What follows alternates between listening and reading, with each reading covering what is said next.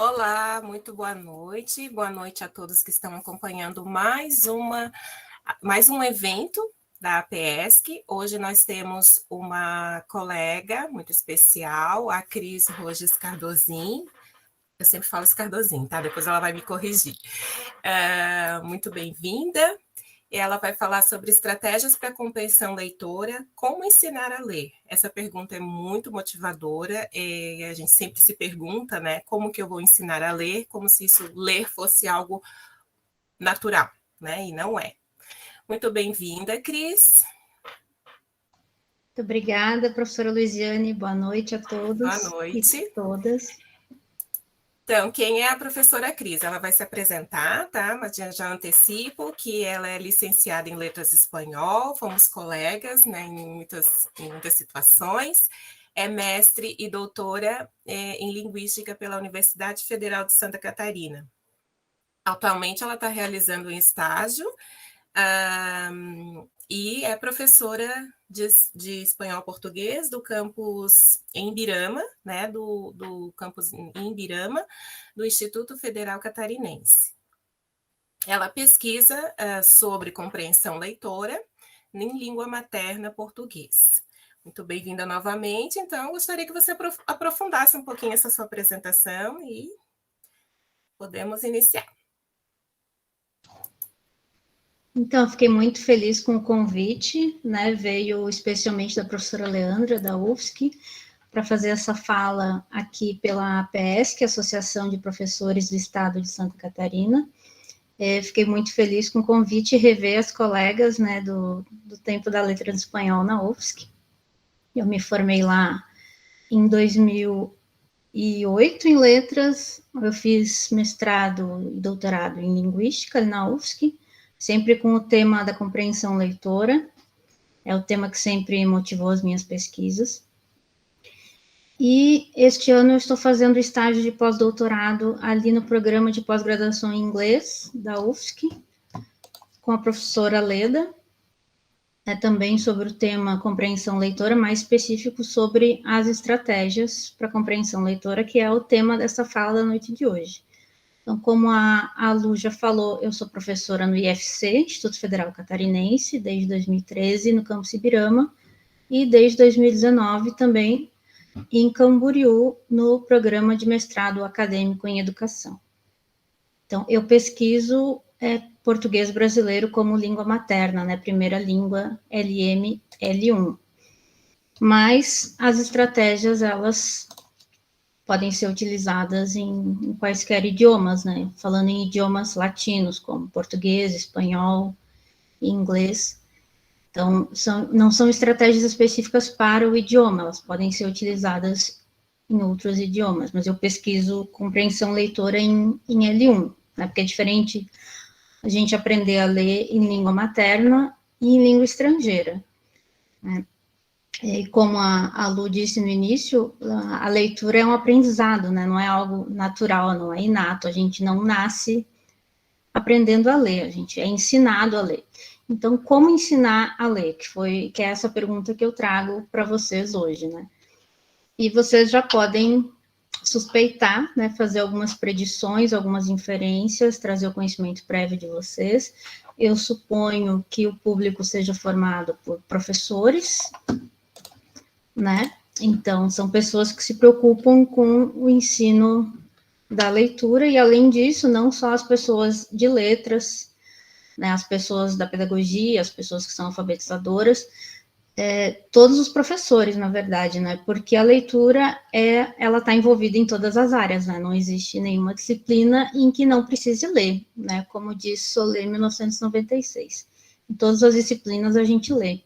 Então, saber ler é muito importante. E aí, especialmente sobre o ensino da leitura, então. Já fiz essa breve apresentação, né? Eu participo também, né? Aqui a fala hoje é pela PESC, eu estudo na UFSC, sou formada por lá, trabalho no IFC e participo do NEL, Núcleo de Estudos em Leitura da UFSC, coordenado pela minha supervisora de pós-doutorado, a professora Leda. É um grupo da UFSC, e a gente desenvolve várias pesquisas e publica vários artigos sobre a leitura, mas em língua estrangeira inglês, que é o foco, né, do programa de pós-graduação em inglês, e eu com os estudos em português enquanto língua materna. Certo? Então, começando de fato o tema, né? Como ensinar a ler. Então, normalmente, nos cursos de licenciatura, especialmente letras e também na pedagogia, existe uma disciplina específica sobre alfabetização e letramento, os nomes variam, mas é uma disciplina que existe. Normalmente é uma ou duas, né? Desenvolvi um projeto sobre isso em 2020, sobre se existe o ensino de estratégias, né, na nossa formação básica, claro. Por exemplo, hoje à noite estamos aqui fazendo formação continuada, né? A gente sempre continua estudando e aprendendo, mas não existe, eu não encontrei, né, nos currículos do Brasil de licenciatura em letras e de pedagogia disciplinas específicas sobre ensino de leitura, porque a alfabetização tem várias metodologias, tem toda uma base teórica, e ensinar a ler é diferente de ensinar a decodificar. Por isso que eu começo com essas duas questões, né? Se você sabe ensinar a ler ou apenas ensinar a decodificar. Por quê? Porque muita gente ainda acredita, infelizmente, que apenas ensinar a decodificar já é ensinar a ler. Mas não. Eu parto do entendimento de que leitura é igual a compreensão. Então, você precisa entender o que foi lido para daí ser considerado leitura. Então, apenas decodificar, reconhecer os grafemas, conseguir produzir os fonemas, isso não é leitura propriamente dita nesse entendimento de compreensão. É básico, é necessário, é um dos momentos, né, é uma etapa essencial, mas não é somente isso. E no Brasil, né, infelizmente, é um país majoritariamente de analfabetos, apenas 30% das pessoas alcançam os níveis superiores no PISA, né, de compreensão e interpretação. Então, teoricamente, apenas 30% da população de 15 a 64 anos, que foi testada pelo PISA, né, nas últimas décadas, de fato lê, porque de fato compreende o que está lendo. E aí nós temos 30% no outro extremo de analfabetos funcionais. As habilidades do PISA são bastante simples, são pessoas que apenas escrevem o nome e reconhecem algumas palavras. Então, elas nem decodificam, né? Não conseguem ler as palavras isoladamente, muito menos compreender frases, parágrafos e textos, interpretar, inferir, enfim, várias outras habilidades superiores que compõem todo esse processo de compreensão leitora de fato, né, de entender o que está sendo lido.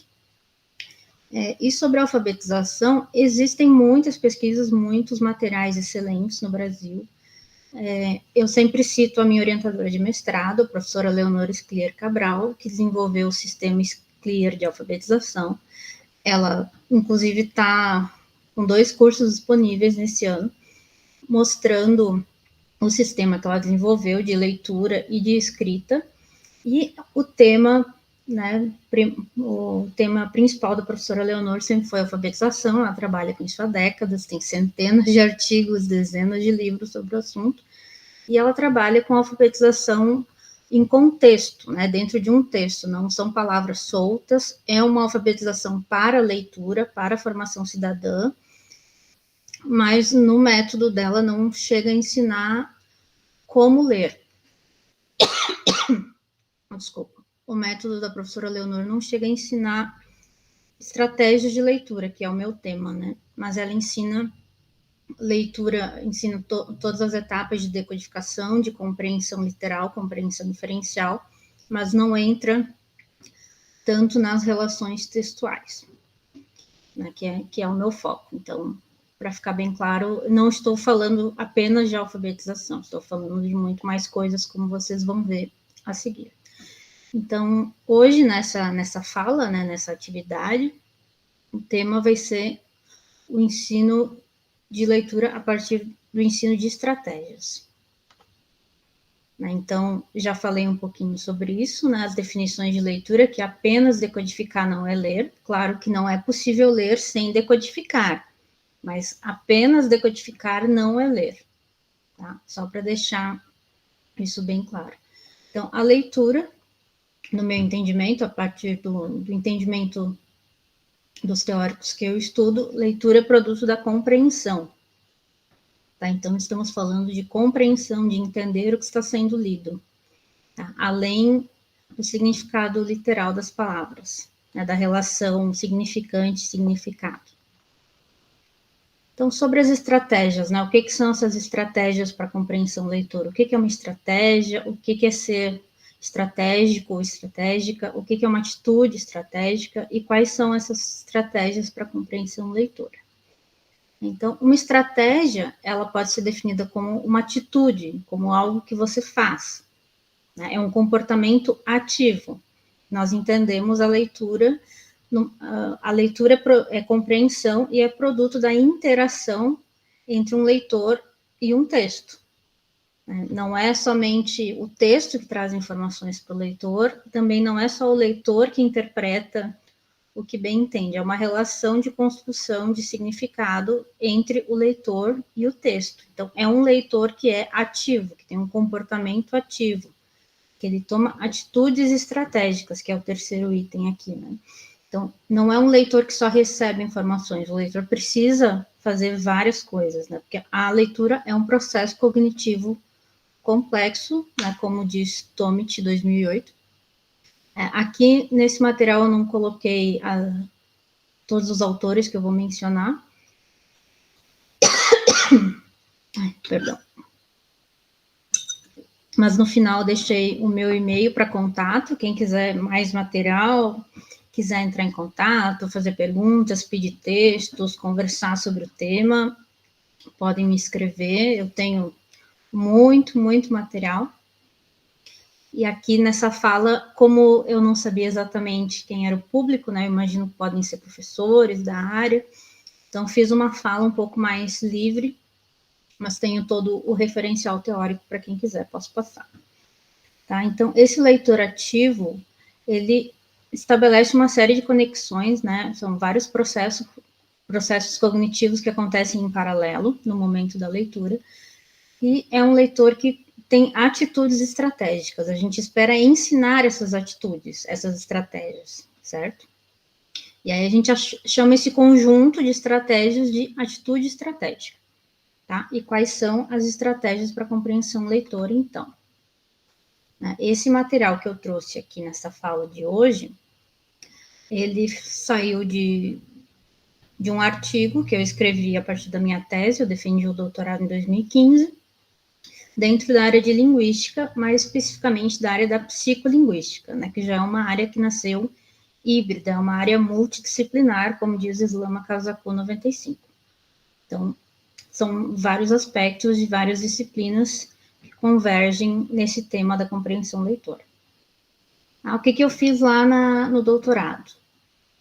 Foi uma pesquisa experimental com grupo controle, grupo experimental, pré-teste, né, antes do experimento, pós-teste, depois do experimento, e tinha 3 mecanismos de geração de dados, porque eu queria verificar se a oficina que a gente elaborou, ela interferia na atitude estratégica do leitor, né?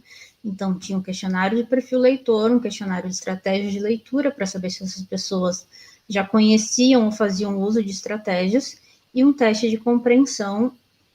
E tanto o questionário de estratégias quanto o teste de compreensão foi aplicado antes e depois com todo mundo, com o grupo controle, que não fez parte da oficina, e com o grupo experimental, que fez o experimento, que participou da oficina, era uma oficina de ensino de estratégias para compreensão leitora. E foi com o 6º ano do ensino fundamental numa escola pública aqui em Ibirama, onde eu moro, onde eu trabalho no Instituto Federal Catarinense. Esse ano eu estou afastada do trabalho para realizar o estágio de pós-doutoramento na UFSC também, dessa vez no PPGI, no Programa de Pós-Graduação em Inglês, e eu estou pesquisando também as estratégias para compreensão leitora. Estou fazendo uma coleta, uma pesquisa chamada Estado da Arte ou Estado do Conhecimento, uma coleta nas bases de dados sobre o tema. que está em andamento ainda, eu ainda não tenho resultados para apresentar. Mas é sobre o mesmo tema. Então, como é que funcionou essa oficina que foi organizada pensando nas estratégias, nesses estudantes de 6º ano? Então, foram 10 encontros com 6 textos e cada um de um gênero textual diferente. Então, é pesquisa experimental em psicolinguística, por isso que a gente fala em grupo controle, grupo experimental, pré-teste, pós-teste. 6º ano, então, do fundamental. E nessa oficina nós trabalhamos com 16 estratégias. 3 na pré-leitura, 9 estratégias de leitura e 4 de pós-leitura. E essas estratégias eu elenquei na literatura, tanto na literatura de língua estrangeira, principalmente literatura de língua estrangeira em inglês, quanto literatura em língua portuguesa, e essa compilação das 16 estratégias, que foi o alvo, o objetivo principal da tese, foi inédito, Isso foi o aspecto inédito do doutorado. Toda tese precisa ter um aspecto inédito. Então, essa compilação de juntar essas estratégias em língua portuguesa do Brasil, como língua materna, foi a primeira vez, porque existem estratégias estudadas na literatura assim, soltas, Alguns estudos com 2, 3, outras com outras estratégias, então eu fiz essa compilação na tese. Então, quais são essas estratégias? Antes da leitura, 3 estratégias de pré-leitura, então, são ações, atitudes que a gente espera que o leitor faça antes da leitura. E se ele não faz, a gente ensina a fazer, que é o que eu vou mostrar depois, explicando melhor sobre a oficina. Primeiro, eu quero apresentar para vocês quais são as estratégias. Então, a primeira seria a definição dos objetivos da leitura, O que eu vou ler, por que eu vou ler, quando, como, quanto tempo eu tenho, qual é o ambiente, se é texto literário, se eu vou ler por prazer, se é texto estudo, se é texto expositivo, se eu vou ler para estudar, se eu vou ler para fazer uma revisão. A nossa leitura, nossas estratégias, elas variam, As estratégias, elas não são uma receita, elas são um caminho, elas são flexíveis, adaptáveis, conforme o leitor, conforme o texto e a situação. Então, a cada novo texto, a cada leitura, a gente elenca as estratégias que são necessárias no momento, que a gente julga necessárias, por isso a atitude estratégica. Então, primeiro eu defino esses objetivos. Depois, eu faço o que a gente chama de predição. Predição é uma espécie de adivinhação, eu vejo as pistas, eu penso sobre o que é o texto, Isso tem relação, por isso que estão juntas aqui, predição, ativação e recuperação do conhecimento prévio relevante. No momento que eu entro em contato com o texto, eu tenho pistas sobre o que é o texto, se fui eu que escolhi, ou se foi outra pessoa que me indicou, se foi um professor que recomendou. Tem as pistas das questões de título, imagens, capa, enfim, varia conforme o texto, mas antes de iniciar a leitura, propriamente dita, a gente já constrói vários conhecimentos e ativa diversos conhecimentos sobre o que a gente vai ler.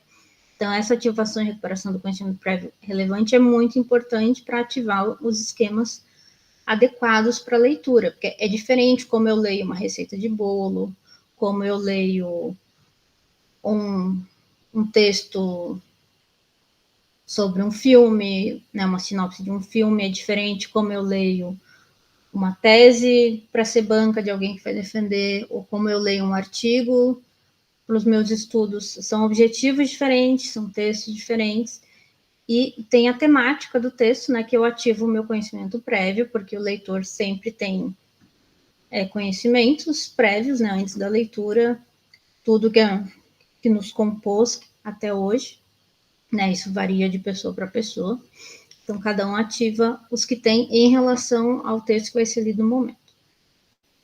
Aí, em seguida, ou não necessariamente nessa ordem, que, como eu disse, as estratégias são flexíveis, são adaptáveis, então eu posso fazer isso em paralelo, não precisa ser necessariamente um passo, depois o outro, posso inverter a ordem conforme as estratégias que eu penso serem relevantes para esse momento. Então, o importante é a gente mostrar as estratégias que existem, ensinar como fazer e instrumentalizar esse leitor, essa leitora, para que possa escolher as que são melhores, necessárias no momento da leitura. Tá? Então, tem também a questão da estrutura do texto, a macro e a microestrutura e a superestrutura do texto, né? Qual é o gênero, qual é o tipo de texto, qual é o formato, né? Tem textos que têm seções, que têm capítulos, que têm subtítulos, então tudo isso nos dá informações antes de fato, ler o texto. Tá? Então, essas são as 3 estratégias antes da leitura. E aí, durante a leitura, né? Claro que o reconhecimento da palavra e a construção do sentido já acontece antes da leitura também, conforme a proficiência do leitor, né? Então, um leitor mais proficiente já faz a sacada de olho e já reconhece as palavras, né? Leitores mais iniciantes vão fazer o reconhecimento da palavra mais lentamente, às vezes decodificando grafema por grafema, sílaba por sílaba, até a palavra inteira. Então, essas estratégias, elas já são para pessoas alfabetizadas, para pessoas que já decodificam, né? Porque o primeiro de tudo, o mais básico, como eu falei no início, não tem leitura sem decodificação. Né? Porque leitura é um código escrito, nós precisamos decodificar esse código. Então, é para pessoas que já sabem decodificar. Então, elas vão ler de fato, né, reconhecer as palavras e construir o significado das palavras, das frases e dos parágrafos. E aí, durante a leitura, também a pessoa pode, como eu já disse, aqui está só uma didatização, né, de como fazer, mas pode ser em outra ordem, não precisa fazer todas as estratégias, o leitor vai adaptar conforme a necessidade. Mas, por exemplo, distribuição da atenção de modo a focalizar os segmentos principais, isso, também requer treino, né? Em português, a gente escreve muito com frases invertidas, então nem sempre o tópico está no início da frase. Já em inglês é uma língua de tópico, então o ponto principal é o início da frase, é o início do parágrafo. Em português, não. A gente costuma escrever com uma estrutura diferente, com o uso de orações subordinadas. Então, às vezes, o segmento principal vai estar na segunda metade da frase. E tudo isso é treino, a gente ensina as pessoas a fazerem isso, né? Na oficina, a gente ensinou. E aí vocês podem ver lá na minha tese, que está publicada, está no site da UFSC, né? Como todas as teses e dissertações defendidas na instituição, como que foi feita essa oficina. Ela aconteceu ao longo de 2 meses, em cada encontro a gente distribuía os textos e hoje nós vamos trabalhar isso aqui. Aí explicava como fazia, passava os 45 minutos treinando, cada uma delas, às vezes 2, 3 juntas, para ensinar as estratégias para os estudantes. Então, a localização das informações relevantes, né, que varia conforme o gênero textual, conforme os nossos objetivos, conforme o texto, né, porque às vezes as informações mais relevantes, por exemplo, num artigo, estão no método, ou estão nos resultados, ou estão nas considerações finais. Então, né, essa leitura estratégica me permite que eu leia o texto conforme eu quero, né, conforme eu preciso, conforme os objetivos. Então, não necessariamente eu preciso ler todo o texto da esquerda para a direita, de cima para baixo, palavrinha por palavrinha. Eu posso ir na informação que eu preciso, né? Isso é ser estratégico. E, claro, varia conforme o tempo que se dispõe para leitura e tudo. Aí, junto com isso também, eu posso sublinhar que é a estratégia que todo mundo já conhece e praticamente faz de forma automática, né, que as pessoas vão lendo e sublinhando, ou fazendo anotações, ou colando post-its, papeizinhos. Então, sublinhar era uma estratégia que todo mundo conhecia. E ela parece automática, né? Ela é a mais comum.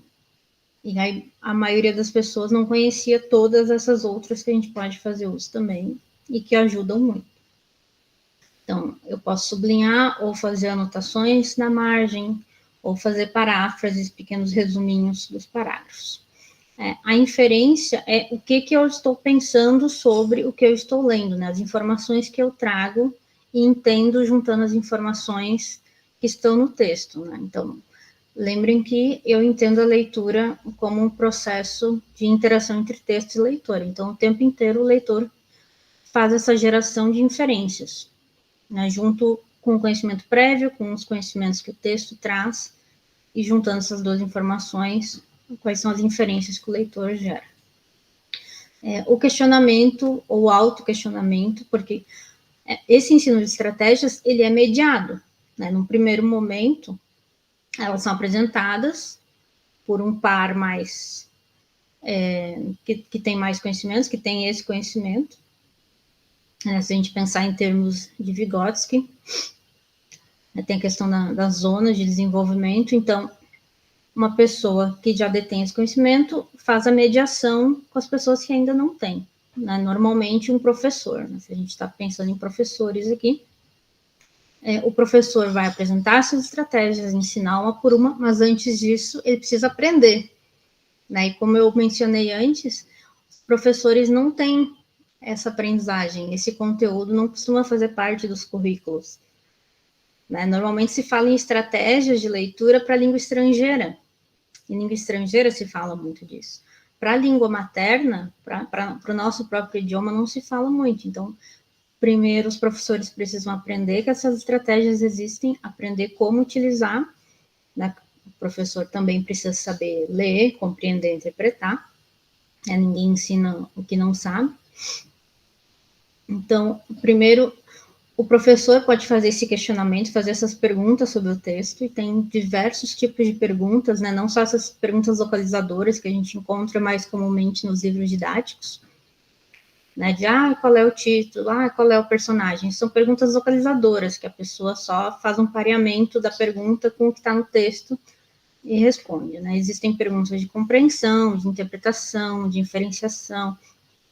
Então, o professor primeiro faz essas perguntas, né, esse direcionamento, e aos poucos o próprio leitor sozinho, porque a ideia é instrumentalizar a pessoa, que ela faça isso sozinha, né, que ela tenha essa atitude estratégica. Então, ela pode se auto-questionar sobre o que ela está lendo, e também se questionar se está lendo bem, se está entendendo, se está com alguma dúvida, né, questão de, não entendi essa palavra, vou buscar, porque o ensino de leitura no Brasil, comumente, é todo gerenciado pelo professor. O estudante espera que o professor dê uma lista de palavras, que o professor faça as perguntas, que o professor diga qual é o texto para ler, né? E eu estou falando de leitura silenciosa, muito importante. Eu não estou falando de leitura em voz alta. Leitura em voz alta não serve para compreensão. Leitura em voz alta serve para outras coisas, para dicção, para pronúncia, mas para compreensão é feita em silêncio, a interação do leitor com o texto. Então, primeiro eu preciso permitir que esse eu preciso permitir que esse leitor entre em contato com o texto, e depois disso a gente ensina as estratégias de volta ao texto, né? Então, esse questionamento por escrito em voz alta, quando é o professor que faz, é depois da leitura, né? Não vai interromper a leitura da pessoa. Mas quando a pessoa está se auto-questionando, ela faz no momento que for necessário, né? Há 10 alterações das estratégias por causa de mudança nos objetivos durante o curso da leitura. Às vezes o objetivo pode mudar, né? Às vezes eu posso mudar o texto. Não, esse texto não tem a resposta que eu preciso, então eu mudo de texto e recomeço. Então, essa flexibilidade de alterar as estratégias também é importante. O recobramento da atenção, que com as crianças do 6º ano foi bastante difícil, né? Eles se darem conta de que eles não estão mais prestando atenção, que eles estão se distraindo, que eles estão pensando em outra coisa. E aí, então, não estou mais lendo o texto, para e recobra a atenção, volta a ler o texto, né? Isso é mais fácil de fazer com adultos. Adultos têm mais consciência, né? Se a gente pensar 6º ano, eles tinham 10 anos, eles ainda não tinham atingido a idade dos 12 anos, que Piaget fala da maturidade cognitiva, né? Então, com crianças é mais difícil uma criança se autoconscientizar e perceber que ela não está mais prestando atenção. Então, para isso, a mediação do professor também, né? A gente consegue perceber quando eles não estão mais prestando atenção. E, claro, tudo isso envolve um ambiente para leitura, um ambiente silencioso, um ambiente de respeito, né? Mas é treino. Aos poucos as crianças param e eu consegui, eram 15, né, no grupo experimental que fizeram a oficina, os 15 em silêncio lendo o texto, bem tranquilo. Não foi na primeira vez, mas é possível, né, porque precisa de silêncio para a leitura, né? Aí a 12, ainda durante a leitura, né, essa tomada de atitudes quando falhas de compreensão são detectadas, né? Essa exige um pouco mais de tempo, né? Porque a gente vai melhorando, vai aprimorando as nossas habilidades de leitura ao longo da vida. A gente vai fazendo e refazendo essas estratégias em todos os textos, conforme a necessidade, e a gente vai melhorando a cada leitura, né? A cada leitura nós nos tornamos leitores melhores. Então, essa tomada de atitudes quando falha a compreensão, eu preciso entender o que eu estou lendo para eu perceber que eu não entendi o que eu estou lendo, né? Então, requer muito conhecimento prévio, muitas leituras, e com o tempo isso vai aumentando e vai melhorando. E agora, então, as 4 estratégias de pós-leitura. Então, a releitura, que é muito importante e pouco valorizada, né? Seja por questões de tempo, seja por questões de, não, eu já li, mas a cada nova leitura a gente aprende sempre mais, é muito interessante reler textos muitos anos depois. Por exemplo, agora eu defendi o doutorado há 7 anos, em 2015, e agora estou fazendo pós-doutorado, e eu estou relendo alguns dos textos que eu li lá na época. Então, agora o meu conhecimento prévio aumentou, foi amplificado, e eu consigo entender mais e mais coisas e mais profundamente esses textos. Né? Nem sempre a releitura precisa ser imediatamente depois do texto, ó, pode ser depois de um tempo, até questões de memória envolvidas, memória de trabalho, memória de longo prazo, né? Relendo a gente resgata muitas coisas, é muito importante. A avaliação da informação, né? Li, entendi sobre o que é o texto, o que é importante para mim, né? O que eu retenho desse texto, o que eu aprendi, né? Como é que eu avalio essa informação que estava nesse texto. A representação visual do texto, que com as crianças foi maravilhoso, foi muito lindo os desenhos que eles fizeram do texto, né, que é a nossa capacidade de resumir também, né, e representar em forma de desenho. E a 16ª e última estratégia, que pode ser um resumo ou uma resenha do texto, né, não necessariamente resumo nos moldes que a gente conhece de abstract, de resumo de artigo, de tese de dissertação, mas um resumo contando, né, o que havia no texto, ou uma resenha onde eu escrevo as minhas ideias, também faço críticas, faço comentários. Né, são 2 opções de resumir o texto. Então, agora eu trago aqui para vocês qual foi a estrutura da oficina. Né? As 16 estratégias são as mesmas que eu acabei de apresentar, elas estão todas aqui, só que elas foram distribuídas ao longo de 10 encontros. A gente separou 3 encontros para pré-leitura, 4 encontros para 5 encontros para leitura e 2 encontros só para trabalhar após leitura com eles. Né? Então, nos primeiros 3 encontros, trabalhamos com as estratégias de pré-leitura, que a gente acabou de ver. Aí, no 4º encontro, a gente pediu para eles lerem o texto. Até então, a gente não tinha dado tempo para eles lerem. Né? A gente entregou o texto, eu digo a gente, porque tinha uma bolsista de extensão na época, e atuou ativamente na oficina, me ajudou muito na época, com as questões da própria dinâmica, né, de oficina e textos, enfim. E ela é coautora de um dos artigos sobre a tese também, a Patrícia Klock. Então, a gente mostrou os textos para eles, e pedimos para eles darem uma olhada nos textos, né, no primeiro encontro, e pensar por que eles leriam aqueles textos. E eles ficaram assim, porque a professora está pedindo, que é como funciona a escola, né? mas a gente queria que eles pensassem sobre o porquê de ler aqueles textos, né?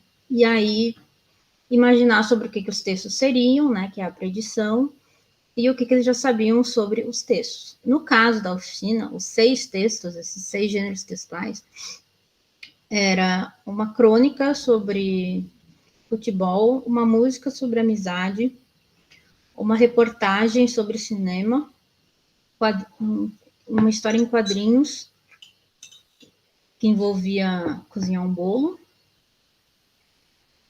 um texto didático de geografia e mais um que agora eu não lembro. A gente distribuiu os textos impressos para eles e no primeiro encontro pediu só para eles olharem, né? E aí recolhia os textos, eles não levavam os textos para casa, porque a gente não queria que eles lessem antes de fazer a pré-leitura, né? Aí no segundo encontro, então, pedia para eles pensarem sobre o que era, e no terceiro para eles olharem o texto, porque eles tinham, os textos tinham estruturas diferentes, né? Tinha uma história em quadrinhos, tinha um gênero que era uma matéria de cinema, então era mais longa, tinha um didático de geografia, que tinha uma tabela. O sexto texto era um problema matemático, né? Esse problema de escola era um bichinho que subia as paredes, uma lesma que subia a parede de um prédio, de dia tantos metros, de noite escorregava tantos metros, quanto tempo a lesma levou para chegar no topo do prédio. Eram esses 6 textos. Então, textos de várias disciplinas também, né? Então, eles tinham que olhar o título, aí tinha o que tinha os balãozinhos e os desenhos, a crônica, que é uma outra estrutura, né, que não tem parágrafos, a crônica não, um poema, perdão, que não tem parágrafos, né, são frases, era um poema. Então, cada texto, cada gênero textual tem as suas características, né? E aí, só no quarto encontro que a gente pediu para eles, de fato, lerem o texto, né? Aí, no quinto, a gente pediu para eles identificarem os segmentos principais, localizar as informações relevantes. A gente teve que ir fazendo tudo junto. Eu tinha imaginado, quando eu elaborei a oficina, né, que é uma organização didática, né? Quando as coisas acontecem, elas acontecem um pouco diferente, né, conforme o leitor, enfim. Então, a gente fez os 5 e os 6 juntos, né, fez o sublinhar junto com localizar os segmentos principais, e aí depois no 6 fez as anotações de paráfrase, que eles levaram mais tempo. Aí tem toda a questão de ensinar que paráfrase não é cópia, né, que cópia tem que ter aquelas notações da BNT ou da APA, enfim, de botar entre aspas, copiar, anotar número de página, né, não pode copiar sem seguir essas regrinhas, senão é plágio é crime, então explicar tudo isso, né, tanto para as crianças, adolescentes, adultos, enfim, para todos os leitores, né? Já para eles entenderem que eles não podem copiar pedaços do texto, a menos que eles marquem que é uma cópia, por exemplo, com as aspas e o número de página, né? Autor, ano e P. ponto, pela BNT. Aí, no 7º encontro, a inferência e o autoquestionamento, a gente fez perguntas para os estudantes, e tudo isso mediado, né, por mim e pela Patrícia. A gente explicava o que a gente ia fazer naquele encontro, distribuía os textos e guiava eles o tempo inteiro. Aí, a questão do autoquestionamento também para eles se perguntarem, né? O 8 foi bastante difícil, de alterar as estratégias, recobrar a atenção e tomada de atitudes, porque na cabeça deles era só voltar a ler, como se isso fosse muito simples, muito fácil, muito automático, e não é, né? A gente precisa de muita disciplina e treino para fazer isso, né? Muitas vezes nós, adultos, estamos cansados, começamos a ler um texto, começamos a pensar em outra coisa, nós precisamos parar, tomar consciência de que nos distraímos e recobrar a atenção. E nem sempre é fácil recobrar a atenção, né? Porque esse foi bem confuso, as crianças não estavam entendendo, para eles parecia muito simples, é só voltar a ler. Aí, no fim, né, na pós-leitura, os 2 últimos encontros. No 9º encontro, a gente fez as 3 estratégias de pós-leitura, releitura, avaliar a informação, aí eles podiam fazer a representação visual ou resumo, e todos eles quiseram fazer um desenho, né, fazer a representação visual do texto. Eles eram crianças no 6º ano do fundamental.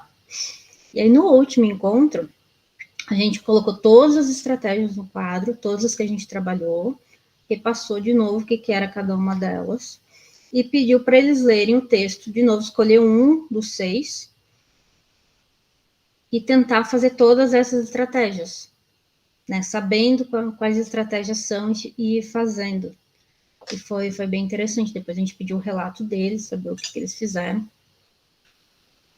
É que eles tomaram consciência de tudo que eles podiam fazer para interagir com o texto. E qual é o objetivo? O objetivo é entender o que está lendo. Todas essas estratégias são para a compreensão leitora, né, que é o título da fala de hoje, estratégias para a compreensão leitora. E aí, o que aconteceu no final dessa oficina, depois da tabulação de todos os dados, os 3 instrumentos, né, os 3 mecanismos de geração de dados, juntando as informações do questionário de estratégias que eles declaravam antes da oficina, as que eles conheciam, e depois da oficina, né, que aumentou o conhecimento deles nas estratégias, mas junto com a questão do teste de compreensão leitora, eles melhoraram também nos testes, né, depois da oficina. Então, teve aumento da frequência de uso em 7 estratégias, eles passaram a usar mais, né, 7 estratégias que eles não usavam, porque o questionário era raramente, às vezes ou sempre. Eles passaram a usar mais do que antes 7 estratégias. São 16, é um ganho bastante bom em apenas 2 meses, apenas 10 encontros, né? E eles tiveram também uma modificação do comportamento estratégico em relação ao texto, né, não só pelo uso dessas estratégias, mas também nas questões de compreensão, que a gente fez um teste de compreensão nos modos do PISA, e eles acertaram mais questões depois do teste. São textos diferentes, né, com perguntas diferentes, mas com o mesmo nível de dificuldade, e eles se saíram melhor. Foi muito, muito bom, foi um resultado muito positivo. Aqui as referências dos meus textos, e eu posso passar outras referências, tem esses autores que eu mencionei na apresentação, essas autoras, e tem muitos, muitos mais, cada uma dessas estratégias, dessas 16 que eu elenquei, elas vieram de diversos outros autores que já fizeram experimentos com elas, né? Eu só juntei todas e criei a oficina, né? Essa oficina também é inédita. Então, muito obrigada pela atenção, pela participação de vocês. Aqui meu e-mail é crisletras@gmail.com, né, Cris com CH, e estou à disposição. Muitas graças, obrigado, thank you. Nossa, o resto eu acho que eu não sei ler, merci. Adoro essas nuvens de palavras, adoro aprender línguas. E é tão gostoso, né, quando a gente escuta né, nossos colegas falando sobre seus estudos e a gente também relembra, né, um pouco. Eu até tentei puxar ali no chat como que as pessoas aprenderam a ler, né? Acho que tem essa primeira pergunta é bem interessante, né, para a gente, né? Como a gente aprendeu a ler e às vezes a gente não tem essa memória, né? Essa memória de como é que eu aprendi a ler? Às vezes lembra de um livro, lembra de uma cena, mas realmente sobre como, né, como obteve esse tipo de como é que eu vou te dizer, é uma atividade social importante, né, e a gente acaba não prestando atenção mesmo. Você me fez lembrar, Cris, quando eu aprendi a ler, que eu tenho, óbvio, né, que meus pais diziam que eu aprendi a ler muito cedo, eu sabia copiar algumas letras, né? Mas eu aprendi a ler com as palavras cruzadas da Turma da Mônica, porque eu achava muito interessante aqueles desenhos, né? E eu sou de uma geração, anos 80, que assistia televisão, né? Via revistinha, é diferente até dessa geração que tem aqui, dos anos 2000, dos anos 90, dos anos 2000 e agora, né? E eu lembro que eu li a Bíblia para minha avó, e eu achava chatérrimo. Primeiro porque eu não entendia nada, né? E segundo, a minha avó tinha catarata, então ela realmente não conseguia enxergar. E eu era uma das netas que podia ler para ela, que ela sabia que eu sabia ler. E eu fui tentar ler, né, tentava ler, eu tinha que ler alguns versículos para ela, assim, mas eu não entendia nada. E eu parei de ir na casa dela, não queria mais ir na casa dela, porque eu tinha que ler. Eu chamava, mãe, mas aquele livro chato, Deus, o livro chamado chato, né? Porque tinha todo um contexto também junto. E, claro, realmente, depois quando a gente vai tentar ler, né, depois de muitos anos li a Bíblia, e para mim tem outro sentido, porque naquela época não fazia sentido para mim. Né, enquanto... E outro momento que você me fez lembrar foi essa parte da interdisciplinaridade, né? O quanto é importante também não caber somente aos professores de línguas, de letras, essa ação de ou esse ensinar a ler, né? E eu lembro que no cursinho pré-vestibular, a professora de português se juntou com o professor de matemática e ali ler era ensinar a ler. Ele falava assim, não interessa o resultado dessa sentença, eu estou aqui para ensinar vocês a lerem, que vocês vão ter muito sucesso no vestibular, na época do vestibular, né? E o outro momento é realmente assim, eu aprendi a ler quando eu fui ensinar a dar aula e ensinar as outras pessoas a lerem. Porque até então eu achava que, eu sei ler, a gente lê aquela coisa, né? Ler no mestrado, ler no mestrado mesmo, aqueles textos da pós-graduação, eu me sentia semi-analfabeta, né? Porque eu lia 3 parágrafos e uma borboletinha, uma lagartixa, uma formiga ali na parede, para mim me distraía muito mais do que eu ler aquilo ali. Aí eu relia, né? Mas não absorvia. E aí, quando a gente vai ensinar, a gente presta um pouco mais atenção nisso, né? Eu acho que, não sei se tem sentido o que eu falei aqui.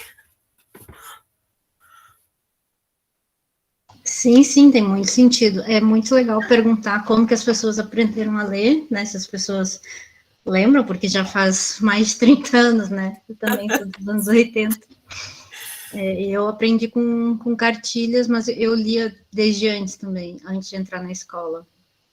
A minha mãe conta que eu ria das letrinhas subindo no final da novela. Aquelas letrinhas que subiam, eu dava risada, eu Os sempre gostei, créditos. né? Não sei se ainda é assim hoje em dia. É. É do mesmo jeito. Então, eu sempre gostei muito das letrinhas, e eu perguntava, também li muito gibi da Turma da Mônica, né? Aprendi a ler muito lendo gibis. E a questão da Bíblia é muito interessante, né? As teorias de letramento falam muito disso, né? Muitas vezes é o único texto que tem em casa, é a Bíblia, é o único texto que as pessoas leem. Às vezes tem livro didático, porque existe um programa de distribuição e as crianças levam para casa, mas tem várias pesquisas sobre isso, de que materiais, que textos escritos, né, que livros as pessoas têm em casa, e as pessoas têm pouquíssimos livros, né? E hoje em dia, com as mídias, as pessoas praticamente só leem nas telas, né? Uhum. Então, é uma questão muito relevante também, e todo o contexto religioso, né, daquele texto que tu tem que ler, porque ali diz o que tu pode fazer, o que tu não pode fazer, tem todo um vocabulário muito difícil, né? Imagina uma criança ler Eu a tinha Bíblia, 5 anos. tadinha. Não, se eu for ler a Bíblia hoje, acho que eu não entendo todas as palavras que estão Também lá, não, né? eu preciso ler. Assim como textos de filosofia, eu resolvi ler a minha primeira coleção filosófica. Ali eu comecei a entender um pouco mais, assim como minha primeira Bíblia, né? Uhum. Para eu ter essa tradução, digamos. Sim, porque tu não tinha o conhecimento prévio, né, de Sim. vocabulários, conceitos, então a gente precisa começar do básico, vai aprendendo, adquirindo vocabulário, né, varia muito conforme a área também, né, nós professores, a gente fez graduação, mestrado, doutorado, nós somos altamente letrados. Se eu for pegar um artigo de física, eu não vou entender nada. Por Sim. quê? Porque não é na minha área, eu não conheço o tema, eu não conheço o vocabulário, né? Então, tem muitas questões mais envolvidas na leitura, além da decodificação, além de saber reconhecer as palavras que estão ali, né? Sim. São muitas coisas. Eu estava vendo esses dias até com os meus colegas como essa questão de acessar os textos, ter os textos, é questão também de direito linguístico. Né, a gente viu o caso recente desse influencer, né, Luva de Pedreiro, né, porque ele não tinha nenhum acesso né, aos textos, o repertório dele também limitado, e imagino que ocasionou, né, com ele. Sim. Não, ele sabia gravar os vídeos, né? Jogar Pois futebol e é, gravar os ele era vídeos, né? letrado midiaticamente para esse tipo de coisa, né? Mas... E aí ele precisou se envolver com outras questões e não foi muito bem orientado, né? Sim, com certeza. Nós A temos aqui algumas pessoas no nosso entorno. Está ali a Maria Letícia. Ai, faz tempo que eu não vejo a Maria Letícia. A professora Carol, a Dani, tem a sua aluna Thaís Petersen. Ela fez até um comentário interessantíssimo, que ela não lembra realmente quando começou a ler, né? Eu pedi até para compartilhar aqui. Ela não lembra, e como que isso é importante. Depois ela disse que teve aulas, né, contigo. E a professora Carol fez uma pergunta, mas antes eu tenho umas questões, eu acho que vai combinar aqui com que elas também estão trazendo. Eu queria você falou bastante ali, né, de alfabetização, na questão também do letramento. Eu sei que o teu viés é estratégia de leitura, até partindo da psicolinguística, né? Mas eu queria saber, assim, se tem alguma relação, principalmente com essa ideia de letramento crítico, que a gente bate bastante, né? Nessa ideia de letramento crítico, desde o viés da linguística aplicada e tudo, porque eu entendo que é com parte na compreensão, né? Mas letramento crítico também tem essa pegada, né, de dar uma transformação para o socialmente daquela pessoa ou do entorno, né? Você avalia que tem alguma ligação entre essas coisas? É uma questão bem complexa, né? Porque a linguística, a ciência da linguagem, é uma ciência maravilhosa, é uma área maravilhosa que permite que a gente veja a linguagem de diversos pontos de vista, né? Por isso que no início eu situei que eu estou na linguística, né? Não estou na literatura, por exemplo, porque na literatura também se estuda texto, e na linguística dentro da psicolinguística. As teorias do letramento, mais na linguística aplicada, também são válidas, são outro ponto de vista. E o que tem de ponto em comum entre o letramento crítico e a estratégia para Letramentos em geral, né, no caso, né? Só apontei esse crítico, mas realmente... Sim, é que o crítico é um pouco mais específico, né? E Uhum. mesmo dentro do letramento tem diversas teorias, diversos pontos de vista, né? A questão da formação cidadã, né? A gente fala muito em leitura. Por que a gente ensina a leitura? Porque para que as pessoas tenham acesso aos textos e acesso aos conteúdos que estão lá, né? Então, é para a formação cidadã. Sem ler, a gente não vive mais em sociedade, né? A gente vive numa sociedade letrada. Então, a gente faz uso, sim, de algumas teorias. Eu gosto de mesclar, eu sempre cito a Islama Kazaku, que a linguística é multidisciplinar, né? É além do interdisciplinar da Ivanir Fazenda. E eu gosto muito de usar a Kleiman, por exemplo, que é da linguística aplicada, que é uma autora clássica no Brasil.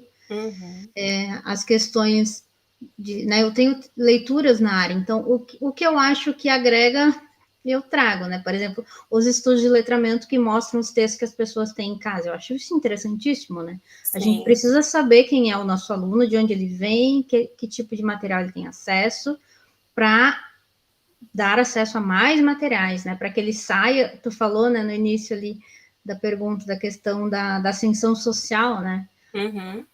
A gente tem que conhecer esse aluno, mas não para deixar ele ali, né? Para ajudá-lo a ascender socialmente.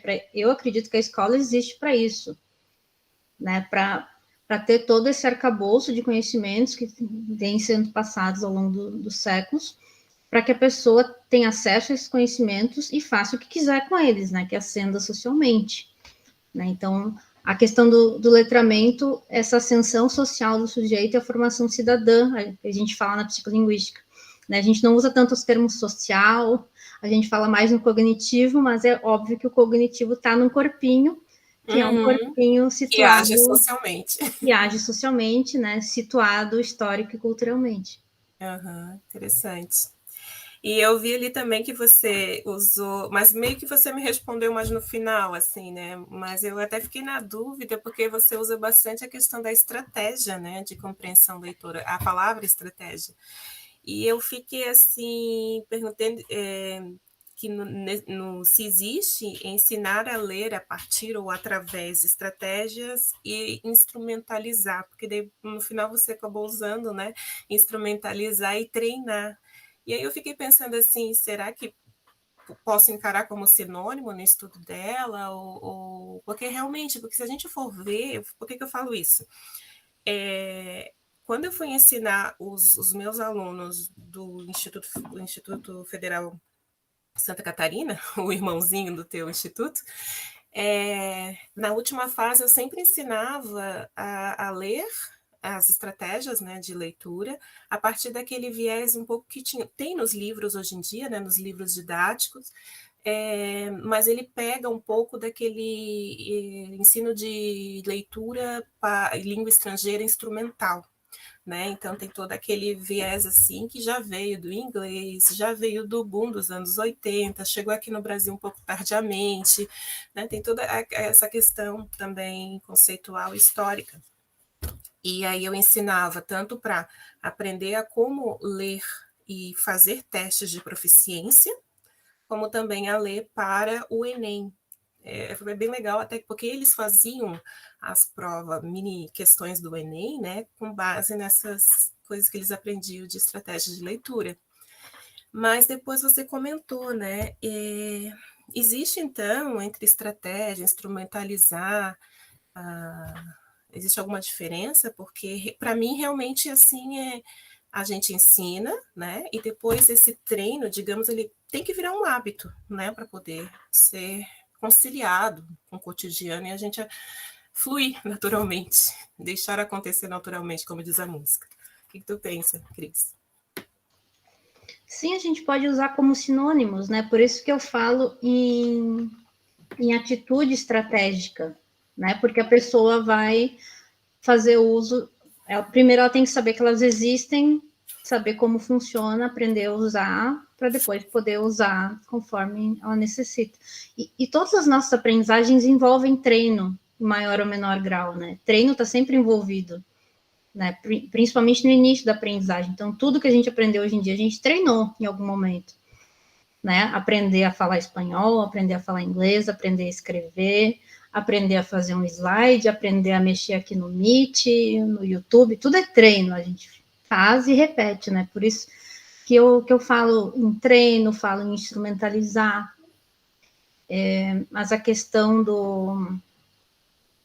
Estou falando no finalzinho agora, né? Estratégias e habilidades. Na literatura tem uma discussão enorme sobre isso.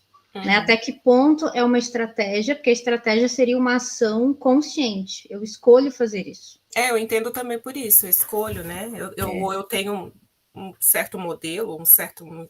É um elenco, né? Isso. Possibilidades. Eu tenho várias possibilidades e eu escolho qual usar agora. E a habilidade seria já quando essas estratégias já estão automatizadas, já ocorrem no nível do inconsciente, mas a gente também não consegue medir, não com os equipamentos que nós temos atualmente, a gente não consegue medir até que ponto a gente faz algo conscientemente, como uma estratégia, ou automaticamente, inconscientemente, como uma habilidade. Por exemplo, eu tenho certeza que tu lê como uma habilidade. Né? Tu não escolhe ler. Já a gente faz as sacadas de olho, né? Que a gente não lê linearmente, é automático para nós. Por quê? Porque nós já lemos há muito tempo, já com 5 anos você já lia a Bíblia, então já virou uma habilidade para ti, já é automatizada. Sim. E aí existe um autor chamado o Vinman, de 2011, que ele fala que nem todas as estratégias deveriam virar habilidades. Né? O objetivo final não é que tudo isso aqui vire uma habilidade, vire automático. Por quê? Porque eu preciso poder escolher quando eu quero usar. Eu preciso ter essa atitude estratégica. Né? Eu preciso poder dizer, não, peraí, eu não estou entendendo. Isso não é automático. Até porque o cérebro também escolhe, né? Ó, isso aqui eu vou usar para minha vida, isso aqui talvez não, né? Já é Mas quem é que escolhe? Isso é consciente, isso é isso. inconsciente? Tem toda uma discussão na psicologia sobre níveis de consciência, né? A gente não consegue medir isso muito bem. Então, nem toda estratégia deve virar habilidade. Claro, algumas sim, algumas a gente vai automatizando, né? Eu, por exemplo, me auto-questiono muito durante os textos o tempo inteiro. Para mim, é uma habilidade, ficou automático. Eu não preciso parar, vou fazer uma pergunta, vou me questionar. Eu já faço isso, entende? Então, como o propósito é ensinar compreensão leitora, a gente parte do princípio que a gente ensina essas estratégias e conforme o leitor vai fazendo uso, vai experienciando, ele pode automatizar, né? Algumas podem se transformar em habilidades ou não, né? Não, o objetivo não é fazer com que tudo fique automático. O objetivo é mostrar para as pessoas que existem essas estratégias todas que elas podem usar para melhorar a sua compreensão leitora. Justo isso. Depois a gente lendo como um hábito, né? A gente realmente adquire mais habilidades, até estratégias próprias, né? De leitura. Essas foram as que eu encontrei na literatura quando eu pesquisei na época. Talvez existam outras ainda. Sim. Talvez eu encontre mais estratégias agora no pós-doc. Até quando você estava falando ali do antes da leitura, né? Que antes da leitura requer também um repertório, no nosso repertório, nossa trajetória linguística. Até a professora Carol fez uma pergunta, deixa eu ver se eu acho aqui, que ela fez uma pergunta em torno disso. Perdi aqui. Sobre, partindo da ideia de que leitura de texto escrito é diferente de leitura de texto imagético, essas estratégias vão variar? Aplicaremos estratégias diferentes para ler imagens? A questão da leitura semiótica não é um tema que eu domino muito, né? Eu trabalho com leitura de textos, né? Letrinhas, grafemas, né? Decodificação, mas existe toda uma teoria da semiótica que trata da leitura de símbolos, de códigos, de imagens, né? As questões imagéticas. Aí tem as questões das mídias também, né? Já tem gente trabalhando com leitura online, né? A questão do hipertexto é trabalhada há muitos anos já também, porque a leitura nas telas, elas são por hiperlinks, elas são mais interativas, né? Elas não são lineares como num texto, né? Tu pode começar num texto e ir clicando e parar em outro lugar, né? E aí isso requer outras habilidades, né? É outra complexidade. Então, eu trabalho com texto ainda nos moldes antigos, digamos. Eu já estou ficando antiga, porque eu trabalho com texto impresso, linear, livro, texto corrido. Mas eu posso, né, com a minha, porque meu mestrado foi um pouco nessa linha, respondendo até a professora Carol e pegando as tuas estratégias, quando eu também ensinei algumas estratégias, né, e até vindo dos livros didáticos, é impossível, né, também às vezes você só lê um texto, né, aquele texto. Então, tem um texto muito legal que é sobre análise metodológica de texto, imagem e som. Não lembro o nome agora, mas depois eu posso passar. É que isso é interessante também para a formação do seu repertório na codificação do texto. Então, você falou do silêncio da sala de aula, o silêncio interno, né? O cheiro, várias Luzes, outras barulhos. coisas que estão no entorno contribuem também para a leitura de imagem e a leitura do verbal, da palavra, né? Sim. Então, se a gente tem, por exemplo, os textos dos jornais, né? Por isso que a gente enfatiza também muito no Enem, como vamos ler esse gráfico, né? Que às vezes a consigna está bem pequenininha, mas tudo que a gente precisa está dentro daquele gráfico grandão. E às vezes vem 5 questões de língua estrangeira só referente, às vezes, àquele gráfico. Então, imagina o repertório que se exige daquele aluno, né, para poder ter essa leitura, realmente a leitura de mundo, né, nessa ideia assim. Então, acredito que não varia muito, porque antes nós precisamos ativar, né, todo esse nosso conhecimento prévio, fazer essas análises, de como que a imagem ou o desenho está interagindo ali. Durante a leitura, a gente precisa fazer esses questionamentos, a gente precisa provocar a si mesmo para o que mais, né, ou nas entrelinhas está sendo dito. Depois da leitura, faz essa corroboração. Isso. Fazer, né, essas referências, né, às vezes com o pós-textos ou o texto complementar. Até onde eu li, não tem muita diferença, não, isso é uma complementaridade, né? E eu até tenho não sei se você quer adicionar mais um pouquinho, Cris, eu até tenho uma questão com relação ao que você falou também sobre o texto mediático. Não, só a questão das imagens, elas requerem uma habilidade muito grande de inferenciação, né? Uhum. O leitor. É uma habilidade bastante complexa, né? Isso, e até onde eu li, nossa geração é também algo, né, a gente não quer cair no clichê geracional, mas tem isso também, porque é uma geração muito visual. Eu, por exemplo, que eu tenho lidado, né, com questões de deficiência, né, por causa do meu filho, enfim, e até quando eu trabalhei com o público de Libras, né, então imagina, tu tem um texto dentro da sala de aula, eu tive, né, aluna cega e um aluno surdo. E aí tu vai ter que trabalhar pronúncia na tua sala de aula. E aí, o que você vai recorrer para trabalhar pronúncia, né? Com aquele aluno que precisa ver o desenho da letra, né, em outra língua, e aquele aluno que precisa ouvir dentro do repertório dele de surdo em outra língua. Sim, Libras não tem pronúncia. Né?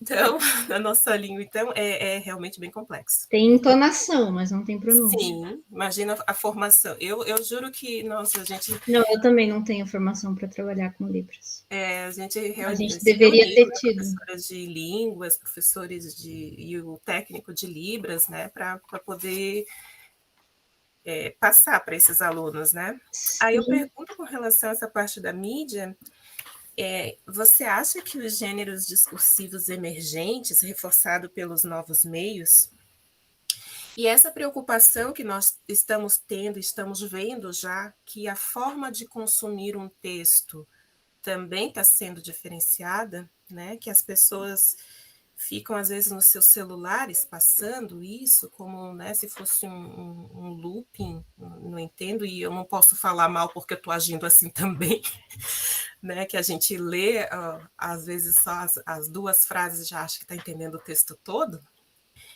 Você acha que esses modos de consumir informação prejudicam as formas que nós já temos de estratégias, ou você acha que só pode ampliar? E que você já tem alguma coisa lido ou pesquisado a respeito? Não, eu não pesquiso sobre isso, né? Mas até onde eu li, que eu não posso falar muito porque não é minha área, né? Mas não prejudica. A questão é que aí a gente lê de forma muito mecânica, né? A gente não faz uso de estratégias, porque qual é o objetivo ali? O objetivo é só se entreter. Uhum.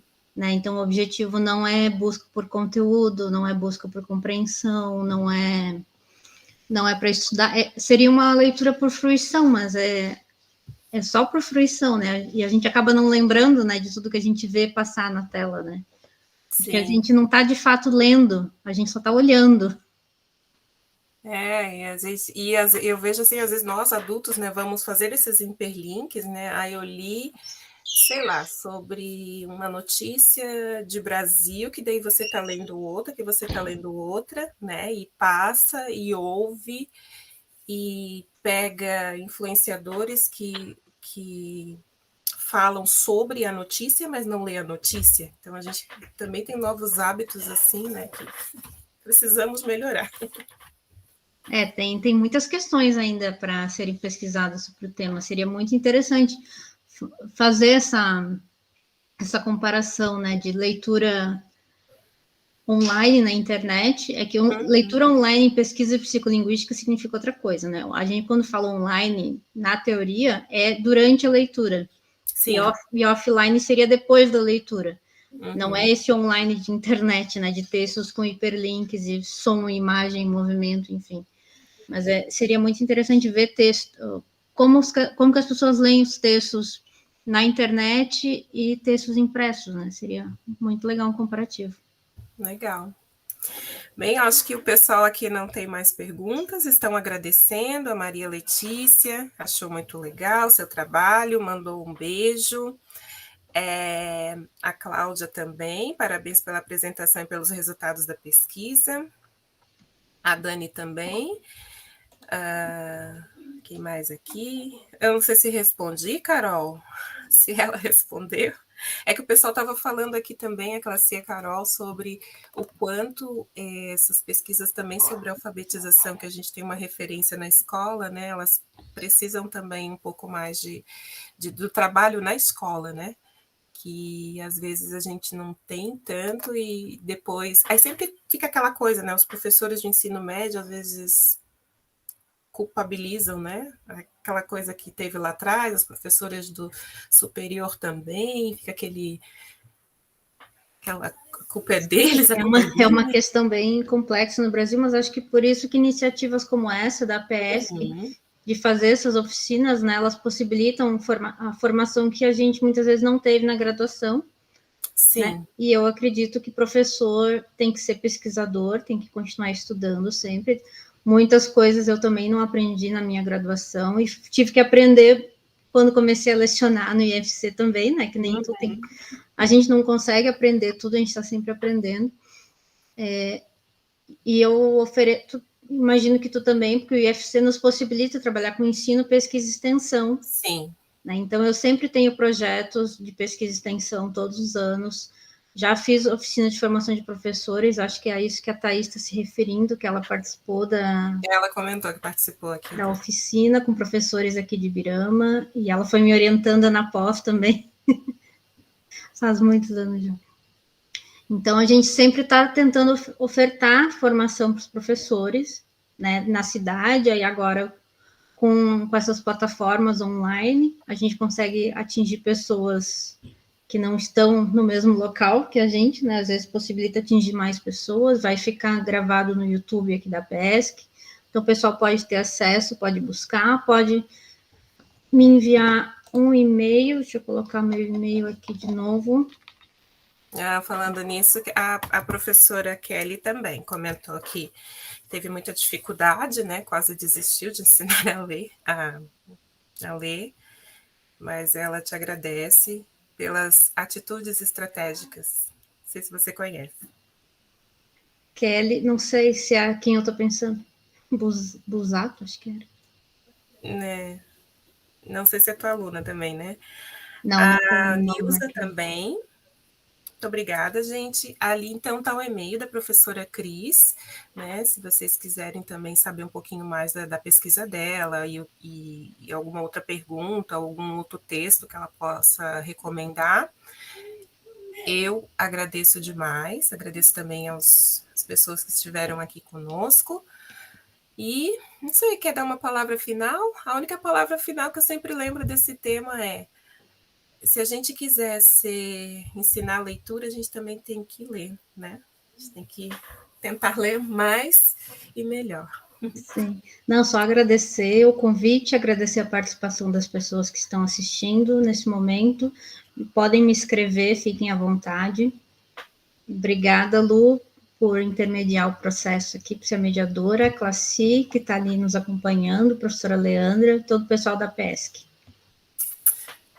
Um beijo, pessoal. Não esqueçam aí que... parece que o meu computador está com problema. Desculpa. Ficou lento. Não entendi. Pessoal, não se esqueçam de marcar ali no formulário o nome de vocês para pegar o certificado, tá bom? Beijo, Cris. Beijo, Classi. Beijo todo mundo. Tchau.